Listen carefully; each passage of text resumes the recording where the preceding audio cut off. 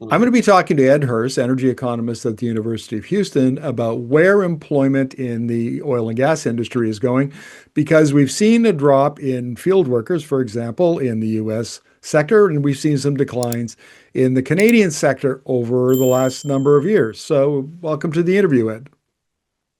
Good morning. Yes. Yes, indeed. Well, look, let's start at the big picture, which is we've had softening prices.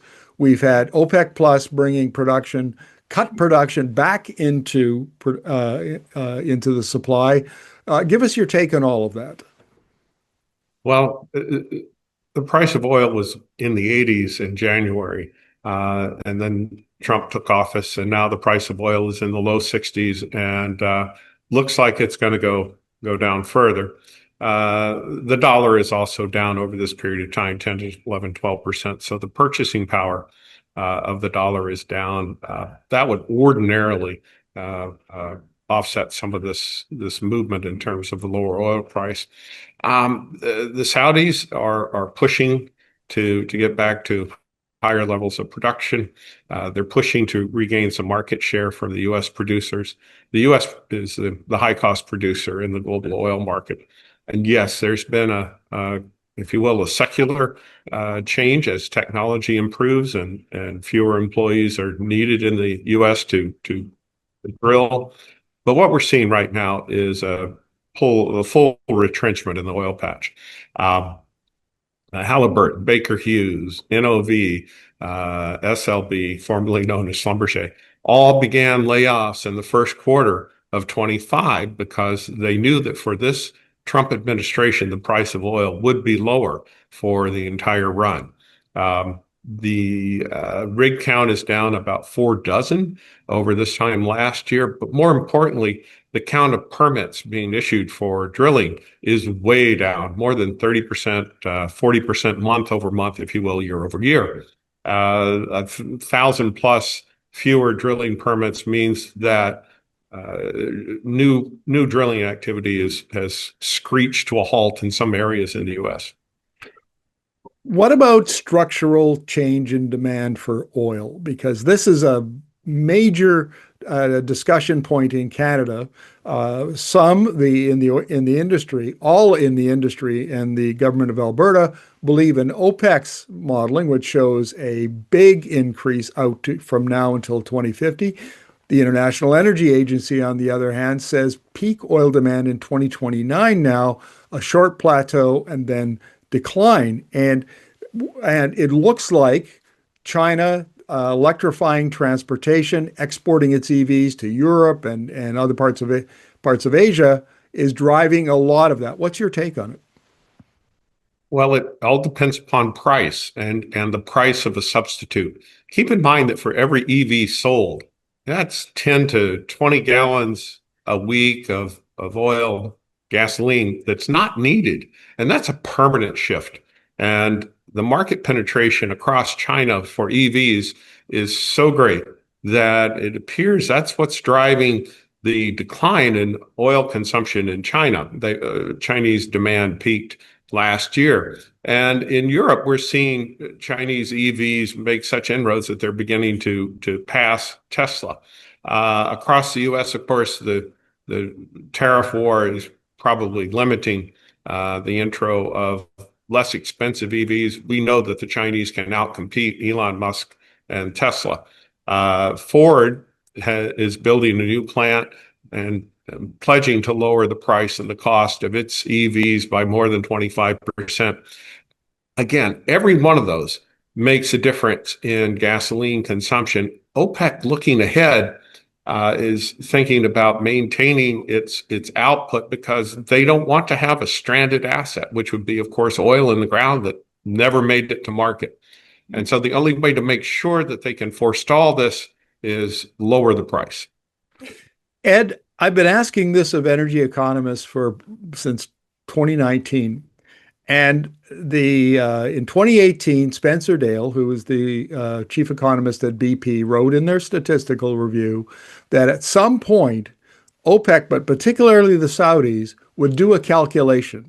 And what was more important, higher prices or higher market share? And when they decided that they were going to go after market share because oil demand had peaked and was now set to fall, that would signal the end of, the status quo in terms of oil. And what you just described sounds like that. Uh, is that what you're arguing? The same thing as Dale did? Exactly. And we've always known that this time would come. Um, we don't know if it's today or next year, but it's a lot closer than it was in 2019. Right. Okay. Yeah, yeah, fair enough. I can see that. I know the way the industry in Canada thinks. What does the industry in the United States think? I mean, what's their take on what we just discussed about OPEC going after market share? Well, I don't think the U.S. industry has really grasped that yet. I think they're still crowing over the fact that they seem to have won out over the net zero initiatives right now. Remember, the U.S. oil patch tends to think of quarter to quarter instead of long horizons. The U.S. stock market is can punish companies that get outside of what the herd is doing. The challenge, for example, what we've seen with ConocoPhillips, 3,200 people being laid off, 25% of its workforce, and that's after the 600 were laid off following the Marathon merger or the acquisition. And the CEO of ConocoPhillips, accepting the blame for that, putting the blame on himself for not paying attention to the cost. That's where the U.S. oil patch is. It's always kind of behind the curve, not really looking ahead at what's going on in the overall environment. And it's not just the global oil market; it's the global energy market. And what are the substitutes for oil and gasoline? Right now, OPEC's looking at massive inroads being made by LNG and by the solar panels that are blowing out of China and proliferating across the world. And if we go to Our World in Data, which is a very good source of energy data for anybody who wants to follow up on this, since 2019, the percentage of internal combustion engines sold every year at the global level has declined. And now it's down in this year, it will be only 75% of all. So 25% are EVs of some variety. And the trend is very clear. And it boggles the mind that the industry in Canada and the industry in the United States don't see that trend and peak demand as an existential threat. Is it simply because they have this narrow quarter to quarter vision? Because people keep telling me, oh no, they've got all kinds of smart guys in the head office who know this stuff, and they're okay. Yes, well, that's they're smart until they're not. You know, Markham. I've got an internal combustion vehicle. It's a lovely car, especially when it works. And when it doesn't work, it takes hours, days out of my life to go support my local mechanic, who's lovely people, and I appreciate contributing to the general welfare. But an EV requires a heck of a lot less maintenance. Swap the tires out, uh, maybe the windshield wipers, and parts and things. If you need one, it's modular, it's in and out. An internal combustion vehicle has got a bunch of moving parts, requires an awful lot of maintenance, and especially as they age out, become exceedingly expensive to maintain. And so that is what the U.S. oil producers have missed. The automakers understand this math. That's why they're making the shift to EVs. But it's not just the lower range of EVs, which all the independent oil guys have said, well, you can't drive it from Houston to Dallas. That's about to be solved pretty quickly. And once it is, the overall lower cost of maintenance, the time out of my work life is going to make the difference, and people are going to switch en masse to EVs.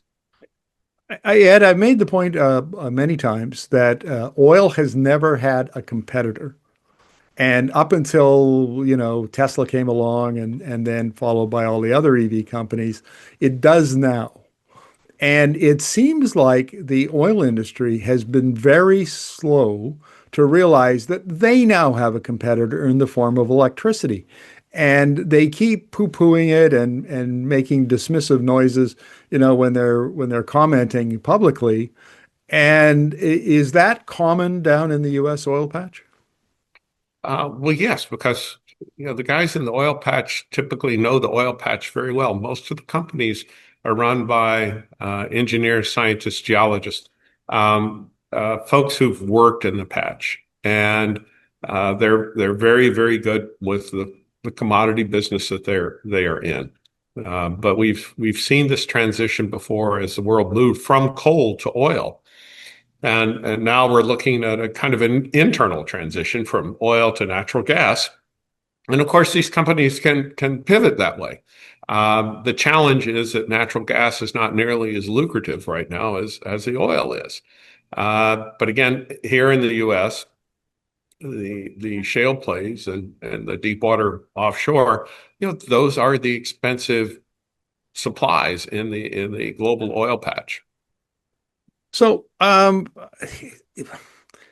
it looks to me, Ed, like we're headed towards peak oil demand sooner than later.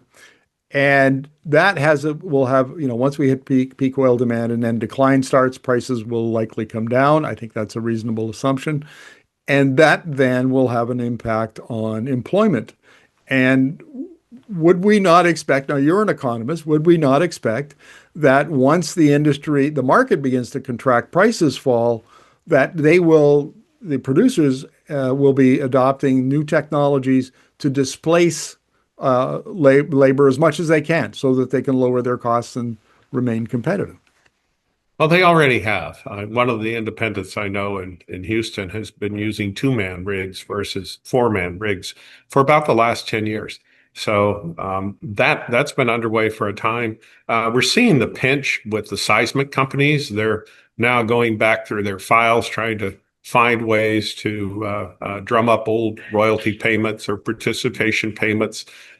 Typically, they do this about 18 months before they have to file bankruptcy again. This is part of the cycle, and we started the layoffs again, really during the first quarter. As the Dallas Fed Energy Reserve at the fourth quarter of 2024 pointed out, more than 85% of the respondents were not going to drill wells if the price of oil was $70 or below. And well, it's been that way since Trump took office. So I think that the U.S. oil patch is really just stopping the new investment in new wells and going to produce out what they have, harvest what they've drilled, and pray for a higher price environment at some point in the future. Well, Ed, thank you very much. I mean, this is what you've done is confirm a lot of what we've said here at Energy Media for a while, and what you've said in previous interviews. We're going to watch this with great interest because it seems like much of the peaking in the market driven by China is coming true sooner rather than later, and so we might have this on our doorstep in the next year or two. So, thank you very much for this. You're welcome.